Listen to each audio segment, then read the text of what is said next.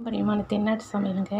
இன்றைக்கி மாம்பழம் வச்சு நம்ம ஒரு லஸ்ஸி பண்ண போகிறோம். ஓகேங்களா?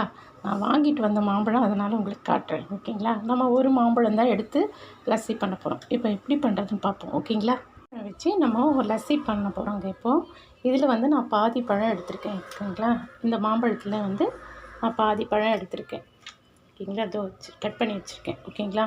அடுத்தது ஐஸ் டியூப்ஸ், அடுத்தது பிஸ்தா, குங்குமப்பூ, சர்க்கரை, அடுத்தது தயிர். நான் வீட்லேயே பண்ணதுங்க. இது கெட்டி தயிர்.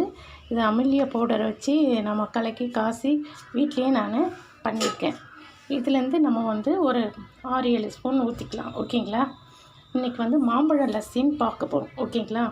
இப்போ நம்ம 6 ஸ்பூன் எடுத்துக்கலாங்க. இப்போ ஃபஸ்ட்டு மாம்பழம் போட்டுடலாம்.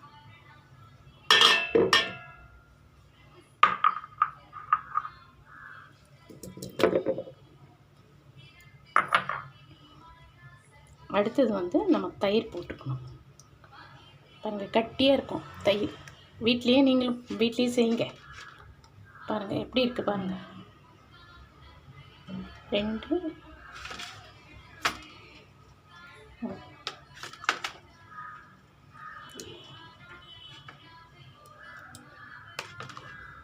6 நல்லா இருக்குங்க தயிர்.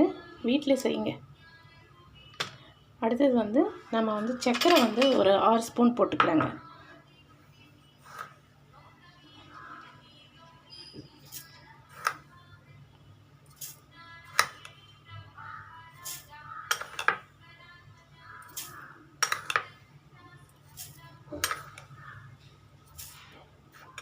ஆறு ஸ்பூன் போட்டிருக்கோம். ஓகேங்களா? இப்போ அது கூடயே நம்ம ஐஸ் டியூப்ஸ் போடலாங்க. பாருங்கள், இப்போ இதெல்லாம் நம்ம அரைச்சிட்டு வந்துடுறேன். ஓகேங்களா? அரைச்சிட்டேன். லஸ்ஸி ரெடி ஆகிடுச்சு. ஓகேங்களா? இப்போ நம்ம கிளாஸ் வச்சுட்டு ஐஸ் டிப்ஸ் இப்போ நம்ம அதை ஊற்றிக்கலாங்க.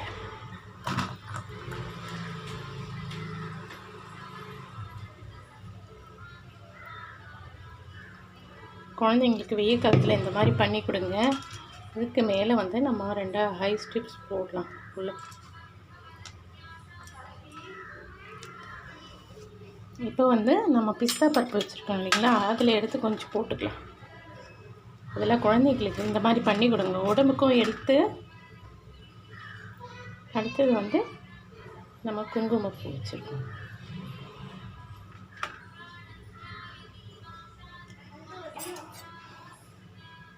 ரெடி ஆகிடுச்சுங்க. நம்ம சாப்பிட்டு பார்ப்போம்.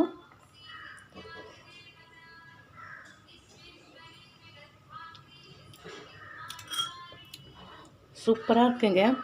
நீங்களும் இந்த மாதிரி வீட்டில் பண்ணி கொடுங்க குழந்தைங்களுக்கு. லஸ்ஸி, மாம்பழ லஸ்ஸி சூப்பராக இருக்குது.